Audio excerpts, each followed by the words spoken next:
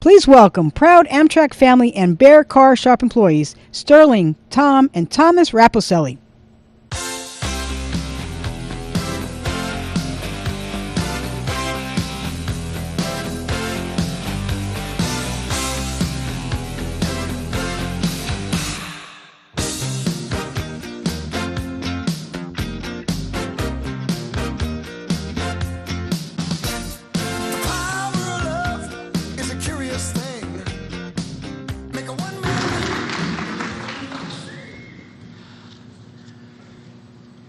Good afternoon. It is an honor to welcome you all here, a place where my family and I call home for many years.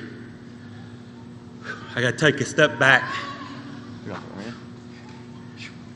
Oh my God, my union brothers and sisters, look at what all our hard work has gotten us.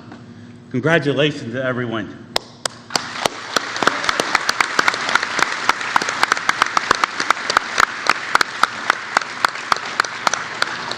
My name is Sterling Raposelli Jr., and I am joined by my brother Tom and my nephew Thomas, and we are proud Amtrak employees. My brother and I are electricians, and my nephew is a sheet metal worker.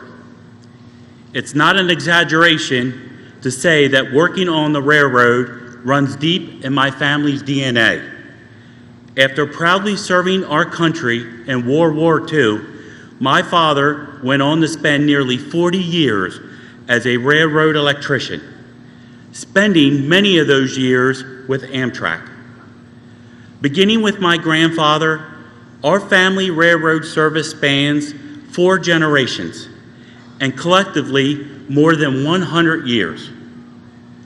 I remember growing up, my father would say to us at the dinner table, "Working for the railroad won't make you rich, but you will be able to raise a family, afford good things in life, send your children to college, live a comfortable life."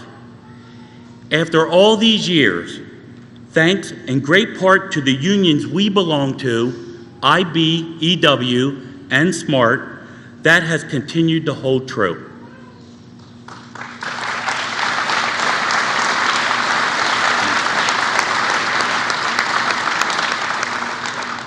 Another great benefit for working for Amtrak is the people you meet along the way. People like then Senator Joseph R. Biden, who frequently visit us here at the Delaware shops over the years, and whom we affectionately called Uncle Joe, because we consider him one of the family. Because of President Biden and his investment in Amtrak, we've hired over 200 union mechanics here at the Delaware shops in the last 2 years, and 50 men and women as part of our Amtrak's apprenticeship program. This is proof that President Biden is not only invested in our present, but in our future.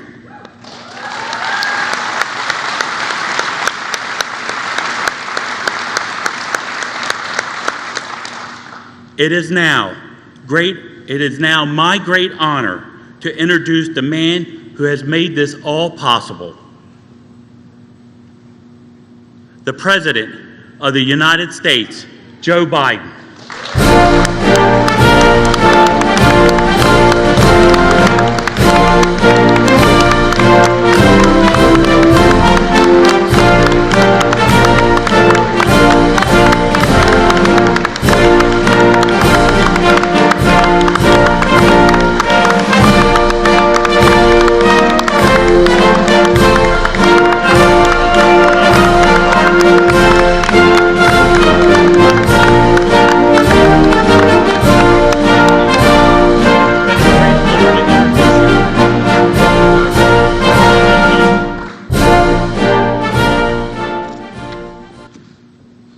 good to be home.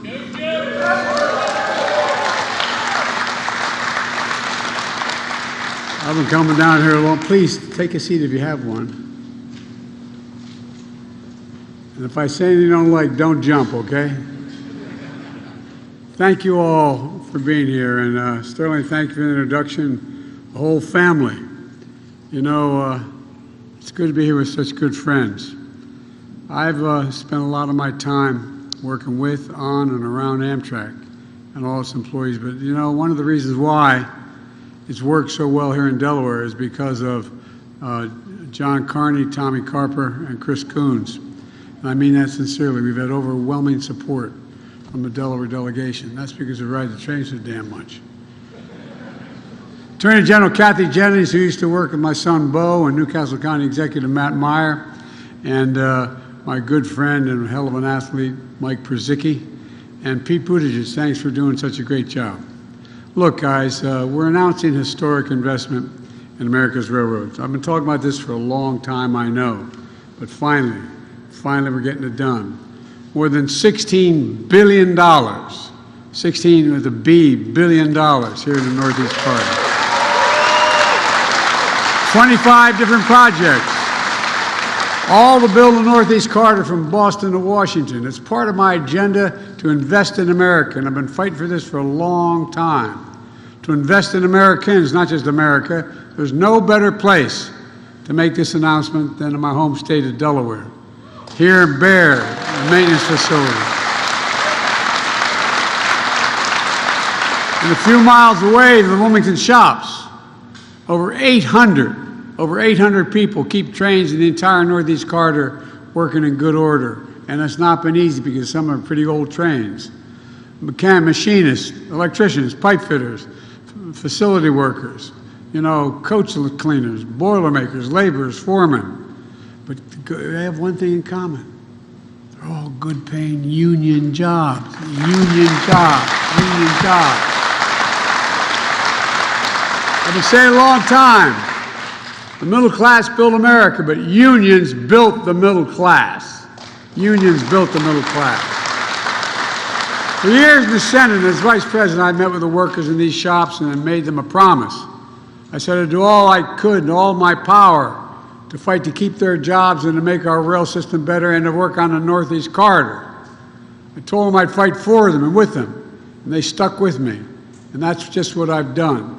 When I became president, I made sure that the Bipartisan Infrastructure Law, that's the law to rebuild our highways and bridges and rail and the whole all our infrastructure. By the way, it's a tight little law. It's about $1.2 billion, you know, with all everything said and done.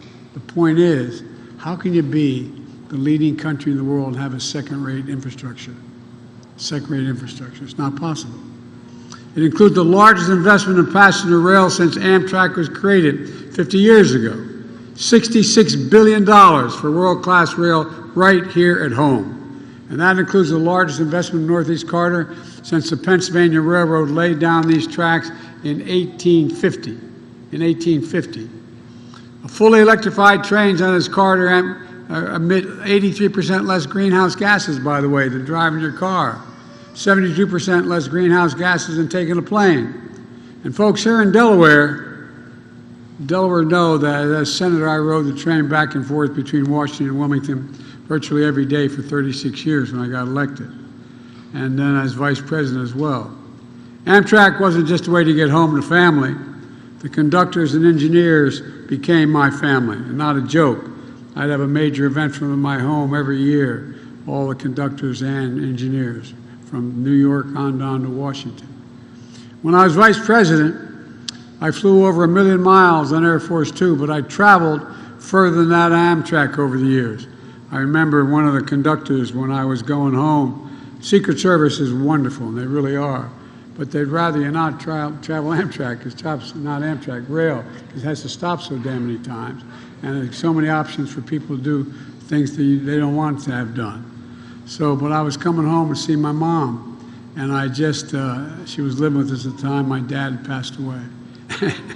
And I got in a train on a Friday, and And I won't get him into complete trouble, just tell his first name. He was number 2 in seniority at the time, Angelo. And Ange came up to me as I walked in, he said, "Joey," and he grabbed my cheek. He said, "Joey, baby." And he said, "All this stuff," because that's published in the newspaper that I had traveled 1,200,000 miles on Air Force planes as vice president. They published that on a regular basis. He said, "Big," I won't quote him exactly, but he said, "Big deal, Joey." And I said, "What's it mean, Ange?" He said, "Look," he said, "we just had the retirement dinner up in Newark." He said, "You know how many miles you traveled on Amtrak?" And I said, "No." He said, 1,000,000, I think it was 320,000 miles. And I said, "How'd you figure that?" He said, "Well, 118 days a year, almost 300 miles a day, 36 years, plus his wife," and he went on the whole deal. And I said, "I believe you, Ange. Let me get in the train, will you?" But the point is, Tommy and I particularly spend a lot of time on the train. So when I talk about how badly the Northeast Corridor needs upgrades, you don't need to tell me. I've lived it. I also know how important this line is to computers and the MARC rail between Maryland and Washington. The Metro North between New York and Connecticut. The New Jersey Transit. I know what it feels like to be stuck on the tracks when you're trying to get home to see your family or trying to get south to make a vote because the track something went wrong. I know how much it matters. Over 2,200 trains run in this corridor every single day, serving 800,000 passengers. It's the busiest rail corridor in the United States and one of the busiest in the world. And you guys keep it moving. You guys keep it moving.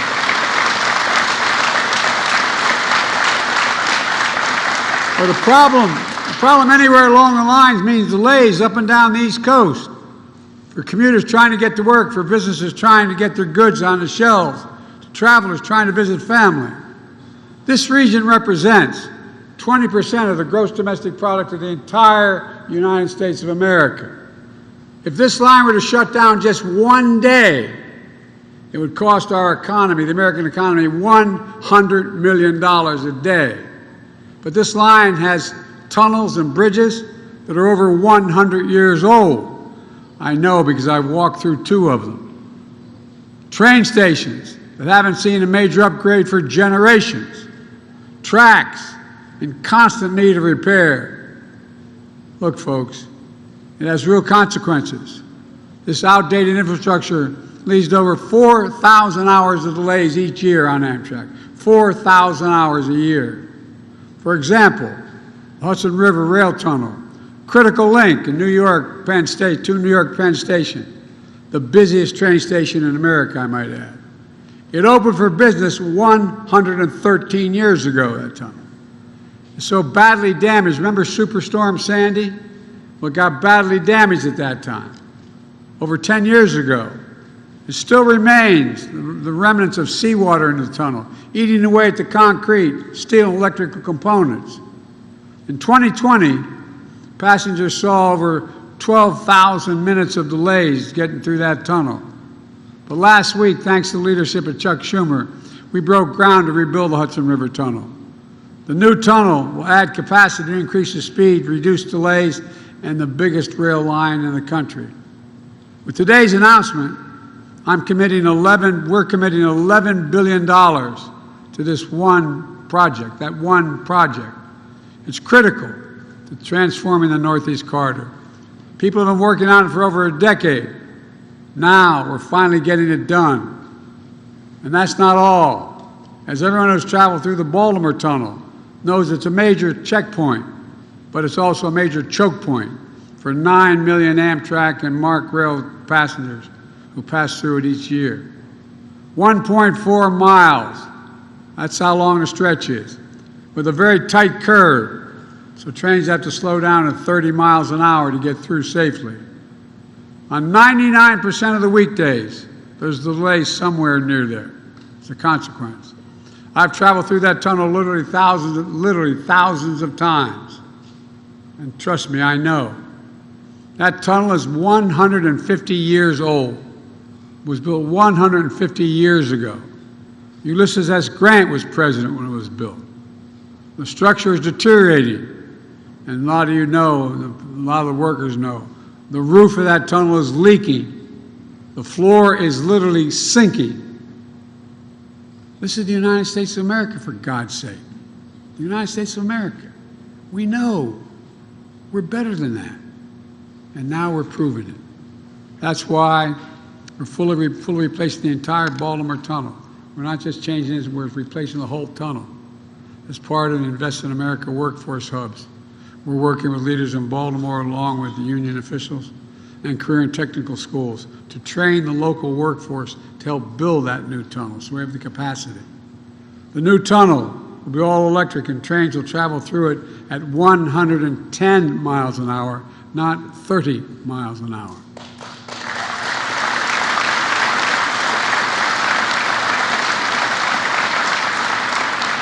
MARC trains will go from Baltimore to Washington under 30 minutes, and on average weekdays, that's nearly 7 hours. That eliminates 7 hours of delay on average.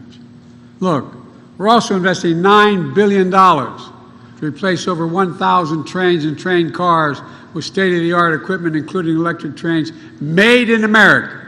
Made in America. And the folks standing with me here today will help maintain and repair those trains that'll move along this corridor. Look, just 2 weeks ago, Mitch Landrieu, the former mayor of New Orleans and my infrastructure coordinator and a senior advisor, was here in Delaware at the cut ribbons on renovations of the Wilmington train station to make it more accessible. Wilmington train station is a busy station for a small city, a relatively small city. But you know what? If you have any infirmment, if you have heavy baggage, you got to go down an entire flight of stairs. You either walk down 2 flights of stairs, or you go down and the escalator is not that good for real. Well, thanks to the upgrades, after all these years, passengers don't have to haul their luggage down the stairs anymore. Every passenger, regardless of disability, can have an easy time getting on and off the train as well. The list goes on. The projects to make life more rational and modern in our train stations, from Boston to Washington. Look, when all this is done, we'll reduce delays and speed up the trains along the Northeast Corridor. This matters for businesses trying to get their goods to market. It matters for the parent commuting to work in the morning. It matters for folks trying to get home late for dinner. It matters. If thousands of people ride the trains in the Northeast Corridor, it's like taking 500,000 automobiles off the road every day. That's what it's like. And this has phenomenal environmental positive impact. As we continue to invest in rail across the country, we're going to take even more vehicles off the road, saving millions of barrels of oil a day. Folks, meanwhile, our MAGA Republican friends in Congress are proposing to slash Amtrak's budget. We're trying to make train travel easier, faster, safer, more reliable. They're trying to make it slower, harder, and less safe. You can't make this stuff up. But that's okay. We're not going to let them stop the progress we're making. And I promise you that. And by the way, we're making all this progress with American workers with products made in America and with union labor. In fact, Amtrak and the building trades have agreed that project labor agreements will be in place all across the rail construction projects up and down the Northeast Corridor. That's another way of saying it's going to create good union jobs.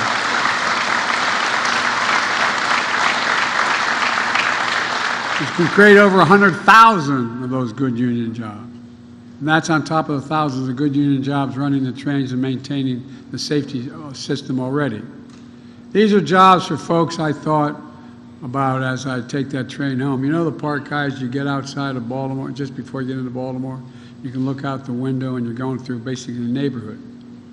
And I always used to sit there, I mean it coming home, and look out and see people sitting at the kitchen tables. Literally, you could see them right along the track. And wondering, what are they thinking about? What's on their minds? The kids put to bed, questions asked, ordinary and profound. Will there be enough money left over at the end of the month after we pay all our bills? Just have a little bit of breathing room. we'll be able to look my child in the eye and say, it's going to be okay, we're going to do fine. Folks, too many people have been left behind in the past or treated like they're invisible. We're building an economy from the middle out and the bottom up where no one's left behind.